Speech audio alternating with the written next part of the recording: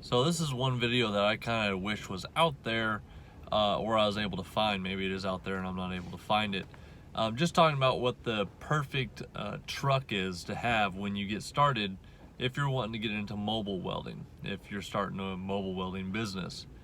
I kind of personally feel like my truck was overkill getting started. I'm so glad that I have it now because of it can pretty much do anything. But when I got into it, I was thinking, man, I need a machine that can do it all. So I bought a machine that could do it all. And most of the processes I haven't even used it for, and I've only used it like half capacity. I've never needed to go, it does like 250 amps, 100% duty cycle. I've never needed to run that. I run maybe 150 max. I've used it, and it's all stick welding. I have an aluminum welder with it. I haven't TIG welder with it, and done very little wire with it. Most of it's all just stick. So that was kind of overkill, and the same goes for my truck. I was like, I need a 1 ton. Got to make sure it's a dually. I got to have the 8-foot bed. I need to have the gooseneck hitch in it. So I'm gonna be hauling and stuff. I need to make sure I got the diesel. And gotta have 4-wheel drive. Just gotta have 4-wheel drive. Well, a few of those are personal preference and I wouldn't change them, and a few of them I probably would, just looking back on things. So that goes back to the planning again. I talk a lot about planning right now during this week, but you really gotta kind of look at what you're gonna really get into. I've gone off-road maybe twice in the past year since I got started. Didn't need 4-wheel drive either time, but for me personally, I'd rather spend the extra money having 4-wheel drive because it's that one time that you need it that makes it really nice. So I haven't really used my 4-wheel drive hardly at all. The dually, haven't really needed the dually. I guess that's just kind of personal preference again. I've tried looking all over the place for what the actual purpose of having a dually with a weld truck is, other than the fact of hauling a gooseneck or a fifth wheel. If you're hauling a trailer, you're traveling around, all the tools and everything I got on there, single wheel would do just fine. And almost everybody that I work around, other contractors that I work beside and to see driving around, most of them just rig it out in a single wheel truck instead of dualies. So that's another thing that you maybe don't really necessarily need unless you're planning on really doing a lot of hauling or hauling a camper and you plan on traveling. I had to have the gooseneck hookup. I haven't used it yet. I don't haul anything. Most of the time, for getting steel, you can get it kind of delivered to you. So just with my experience anyways, I haven't needed it as of yet. So there's two things. Didn't really need dually, didn't really need the gooseneck yet. And then the next thing was a flatbed. Had to have a flatbed. That was also personal preference. I really like the flatbed, as you guys have seen and heard me talk about before. I really like using it as a fab table. It's really nice. It's like 5 foot deep by 7.5 foot wide, almost 8 foot actually, wide just inside there. So it makes a really nice fab table that I can work off of. Do you need it? No, not really. Like I said, a lot of the guys I work around, they just tub it. And what that means, if you don't know, is they just use a normal truck bed and they fit their weld machine in there and their toolboxes and their bottles all kind of just tied in there, and they make it work just fine. They don't have the workspace that I do off the back of my truck, but they make it work just fine. So you don't have to have a flatbed either. You don't have to have a 4-door. I like a 4-door personally because I use it for all my stuff, my weld shirts, my caps, my welding hood, all my gloves, all my rod, my harness, my wire feed suitcase. I keep all that stuff, and in case of waters.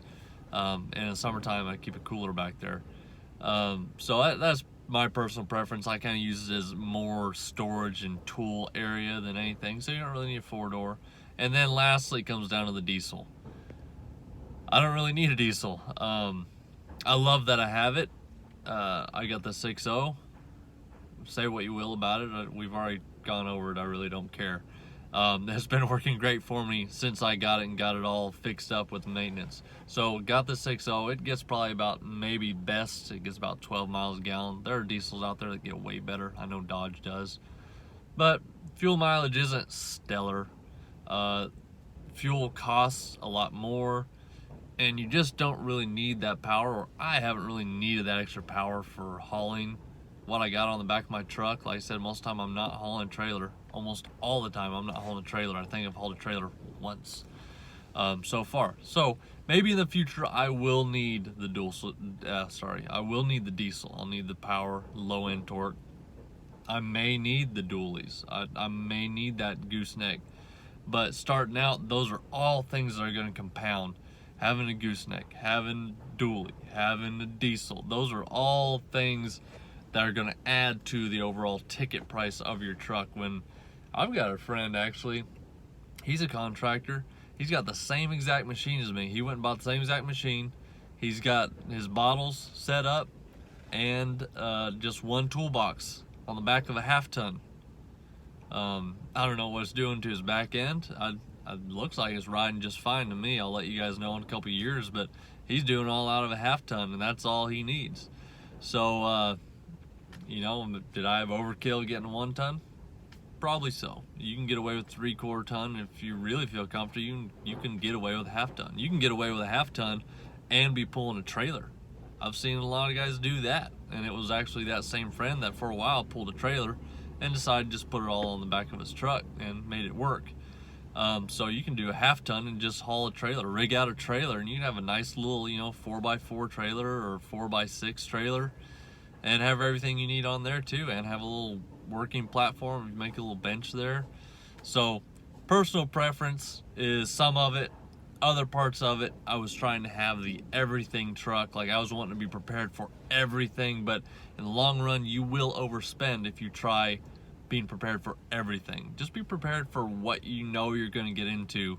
And lesson learned on my part, I'm trying to convey to you guys and share with you, is buy what you need, and as you grow into it, you can get more. I could start with a lot less of a truck, and if I came into it like, man, I really need dualies, or I need that gooseneck, or, you know, I really need a diesel, I could have then upgraded and spent a lot less on the truck. But instead, I'm paying all up front right now.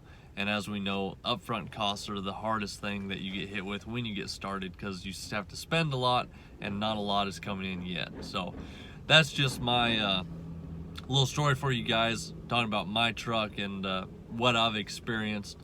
And maybe it'll help you guys. Don't get hooked up on needing that big old jacked up fancy truck that's dualies that has the weld bed on it. You know, that was another thing. I didn't go for the weld bed, and I'm glad I didn't, just because I'm not pipelining. And a lot of those weld beds I've seen are they're made specifically for pipelining, and there is 2 different routes.